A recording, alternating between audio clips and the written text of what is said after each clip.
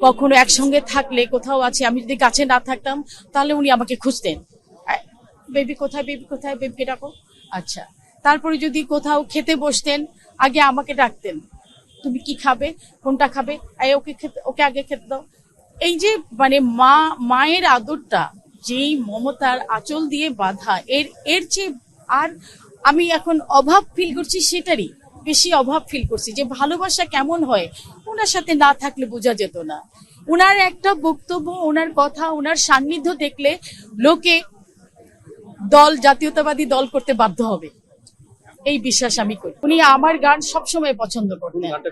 আমি উত্তরাঞ্চলের কিছু গান আছে, সেগুলো পছন্দ করতেন। গাড়িয়াল ভাই গানটা পছন্দ করতেন, তিস্তা নদীর গানটা পছন্দ করতেন। তারপরে আরো অনেক গান আছেন, সারা জগত্তালার কিছু গান উনি খুব পছন্দ করতেন। ওনার পছন্দ ভেরি সফিস্টিকেটেড পেট্রিয়টিক সং খুব পছন্দ করতেন, দেশের গান খুব পছন্দ করতেন। উনি মানে সুন্দরভাবে শালীন সংস্কৃতি উনি খুবই পছন্দ করতেন। শেষ কবে বেগম জিয়ার সাথে আপনার সাক্ষাৎ হয়েছে? শেষ হয়েছিল উনি জেলে যাবার আগে, ওই মুহূর্তে আমি ছিলাম।